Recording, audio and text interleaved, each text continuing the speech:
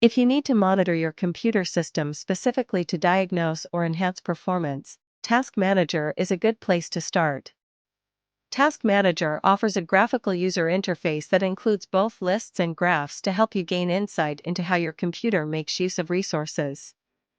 You can also use Task Manager to end problematic apps and processes, and you can enhance the startup process by limiting what starts when the operating system does. One way to open Task Manager is to right-click Start and click Task Manager, but there are lots of other options. If when you open Task Manager you see more details, click it and maximize the window. If you see fewer details, you're exactly where you need to be. Make sure the Processes tab is selected. Under the Processes tab, it's easy to see what kinds of system resources the active and running apps are using. If you're here because an app has frozen up and is non-responsive, you can select it and then click End Task in the bottom right corner of the window to close it. I'll click Skype and I'll end that task.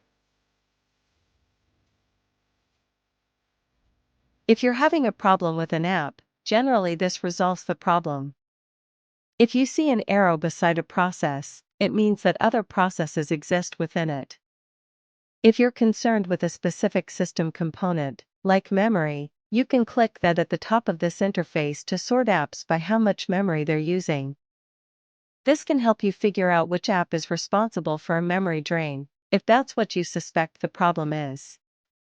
I'll do that. You can see that Google Chrome is using the most memory of all of the other apps. Let's repeat the process for CPU and disk.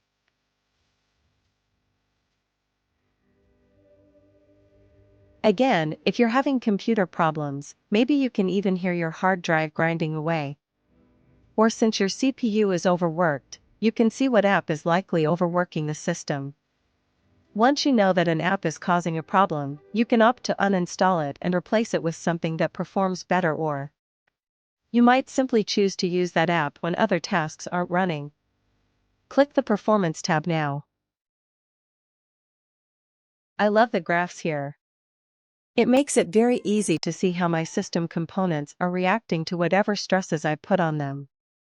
It makes it easy to see if my CPU is overworked, if I'm using all of my memory, or if my network is taking a hit. You can also watch a specific graph react if you close a resource-intensive program. Keep an eye on the Ethernet graph. You can see I've got a lot of activity here. Watch what happens if I close a video I'm playing in the Movies and TV app. And also close Spotify. You can see the usage goes down. The App History tab lets you see, well, your app history. You could click Network to see what of your favorite apps use the most bandwidth. You can see Microsoft Edge, Cortana, and Spotify listed at the top. Now click CPU time. Again, this will reorder the list with the apps that use the most CPU. You might find that Cortana uses a lot of time and resources, even though you never use the feature. If that's the case, consider disabling Cortana later. Now click the Startup tab. This tab shows all the applications that start each time you boot Windows and shows what runs in the background, theoretically all the time. Some apps claim not to use resources when they're idle, but I'm not altogether sure about that. If you see something in this list you don't use, there's no reason for it to start and run in the background all the time. You can click it and choose to disable. Make sure to only disable items you recognize, though. Here's Spotify. I don't need that to start each time the computer does. And here's iTunes Solver. Same thing. I'll disable both of those. After you've disabled a few, click the Status button to review. You can see what's enabled and disabled. Anything you disable will start when you want it to. It's just that for now it won't run automatically all the time. The Users tab shows active users. You can select a user and opt to disconnect him or her if you want to. They'll probably lose any unsaved work, but if they've been logged in for a while and aren't actually using the computer, There's no need to have that user account depleting computer resources. The Details tab shows which apps and services are running, along with the description of the apps.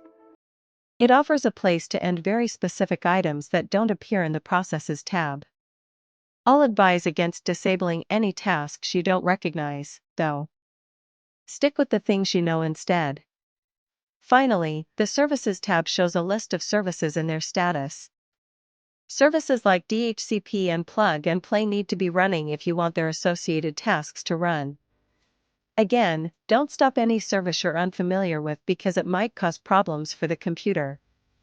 That said, services might be running or stopped and you can sort them by status to see. If you need to start, restart, or stop a service, you can do it here. You don't have to open the services window that you might already be familiar with. So that's Task Manager in a nutshell. For the most part, it's a tool that lets you monitor, diagnose, and enhance your computer system. Explore a little more here.